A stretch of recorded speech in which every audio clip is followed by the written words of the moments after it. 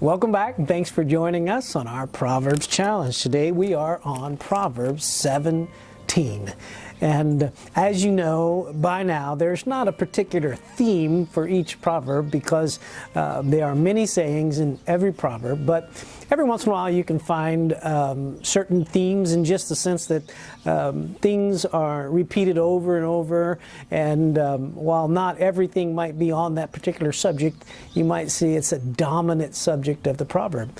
And today I would say that's definitely true for seeking and finding peace with those around you. You know, Romans 12:1 says that we should offer our bodies as living and holy sacrifices to the Lord. And it says that that's our pleasing act of worship. But then Paul goes on to write afterwards how you do that. And in verse 18, he tells us, he says that you should, as far as it's up to you, that you should seek peace with everyone. And so peace is really important. In fact, in the New Testament, it's found, the subject of seeking peace with others is found in almost every single book. And even if it's not specifically said, it's implied in each and every book. And so peace is, that's part of God's message to us. Jesus Christ is the peace of the world. So let's look at this proverb, whose theme, if it has a theme, is on finding peace with others. Proverbs 17, better is a dry crust with peace and quiet than a house full of feasting with strife. A prudent servant will rule over a disgraceful son and will share the inheritance as one of the family. The crucible for silver and the furnace for gold, but the Lord tests the heart. A wicked person listens to deceitful lips, and a liar pays attention to a destructive tongue. Whoever mocks the poor shows contempt for the Maker. Whoever gloats over disaster will not go unpunished. Children's children are a crown to the aged, and parents are a pride of their children. Eloquent lips are unsuited to a godless fool. How much worse lying lips to a ruler. A bribe is seen as a charm by the one who gives it. They think success will come at every turn. Whoever would foster love covers over an offense, but whoever repeats the matter separates close friends. A rebuke impresses a discerning person more than 100 lashes of a fool. Evildoers foster rebellion against God. The messenger of death will be sent against them. Better to meet a bear robbed of her cubs than a fool bent on folly. Evil will never leave the house of one who pays back evil for good. Starting a quarrel is like breaching a dam, so drop the matter before the dispute breaks out. Acquitting the guilty and condemning the innocent, the Lord detests them both.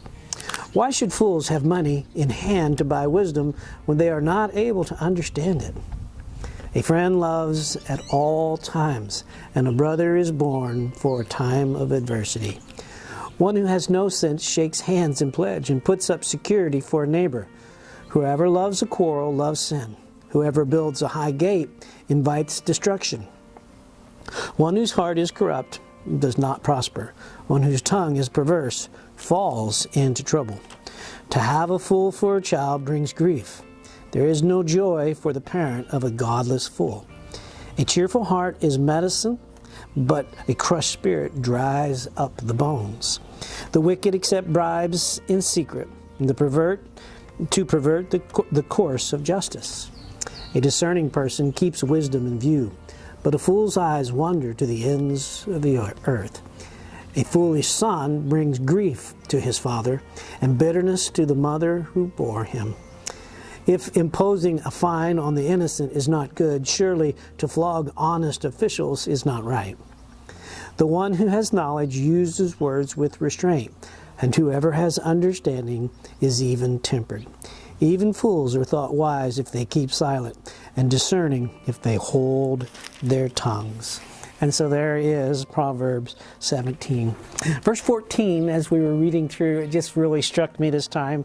It said, starting a quarrel is like breaching a dam, so drop the matter before the dispute breaks out.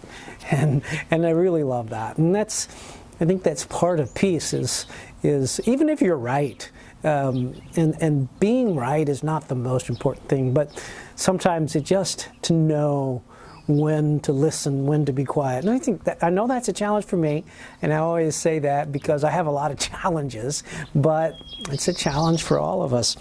I think a lot of us also have read 17:28 many times. It says, even fools are thought wise if they keep silent, and discerning if they hold their tongues. And so I think one of the pieces of wisdom that they're offering here, or that God is offering through Solomon, is that sometimes it's just better to be quiet than to always speak. I find it hard to believe that not everyone wants to hear everything I'm thinking. And that's true for the world. Well, God bless you all, and hope you have a wonderful day.